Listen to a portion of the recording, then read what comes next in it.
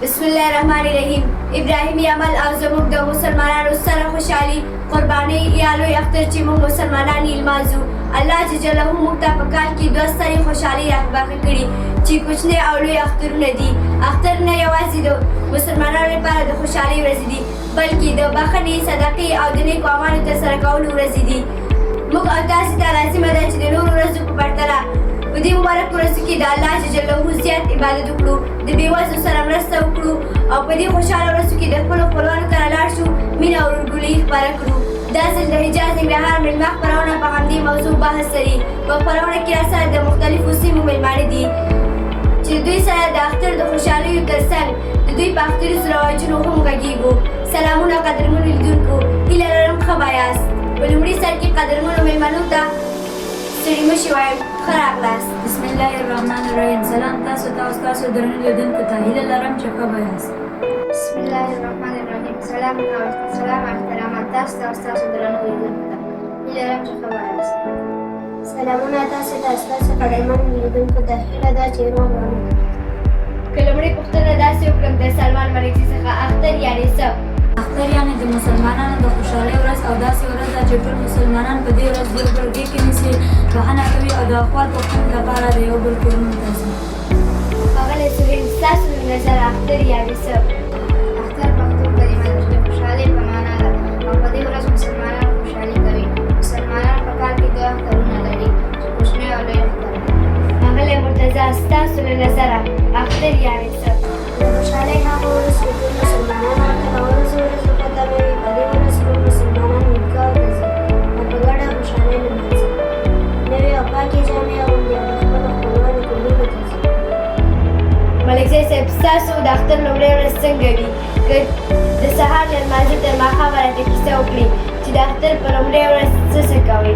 چې کله د اختر په ورځ د سهار لمونځ ادا کړي نو نارینه د اختر د لمانځه لپاره آمادګي کوي او زنانه د سهار ناشتې لپاره او ترڅنګ یې د مېلمنو د راتګ لپاره کور او حجره صفا کوي.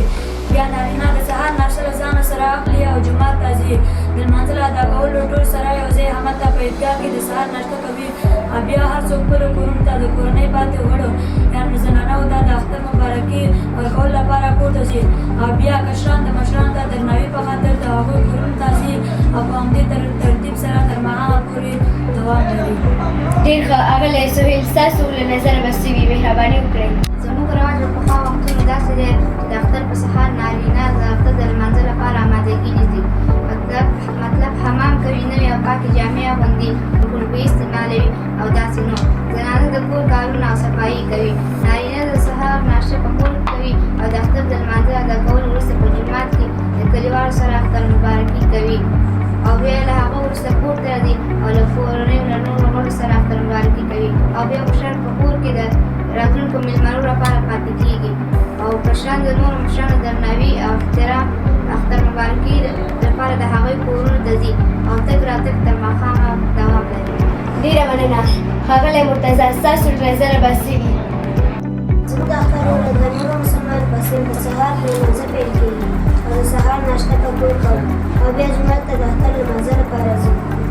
د اختر لمونځ وروسته هملته له کلیوالو سره اختر مبارکي کوو. د هغه ځای وروسته بیا خپلو کورونو ته د اختر مبارکۍ لپاره ځو او بیا له کوره نږدې خپلوانو کورونو ته ځو او په همدې ترتیب سره د اختر لومړۍ ورځ تېروو. ډېره مننه. ملکزی صاحب، په اختر کې تاسو ته اختره څوک پخپله درکوي او که په زوره یې ترې اخلئ؟ ځینې یې پخپله راکوي او ځینې سره یې ورځي. ملکزی صاحب، مننه.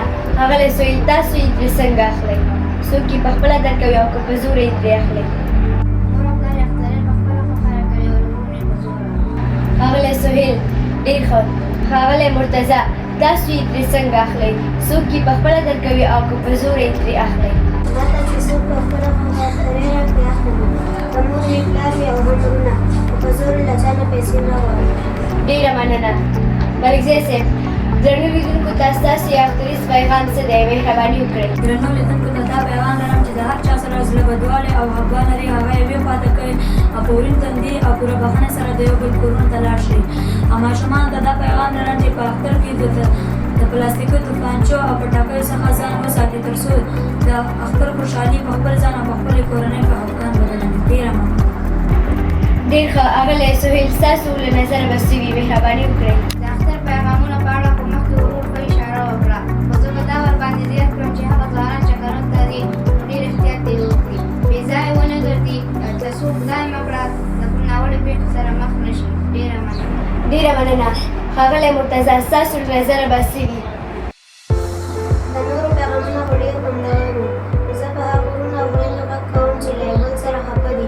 نو دا ورځ د خفګان نه ده، دا خفګان له منځه یوسئ او په پوره اخلاص یو بل ته غاړې ووځئ. مبارک او د خوشحالۍ ورځ په خفګان خرابول پکار نه ده. ډېره مننه. له قدرمنو مېلمنو او تاسو خوږو لیدونکو ډېره مننه چې زموږ ولتیا مو وکړه. هیله لرم چې د خوشحالۍ ډک اختر ولرئ. تر بیا ښې چارې.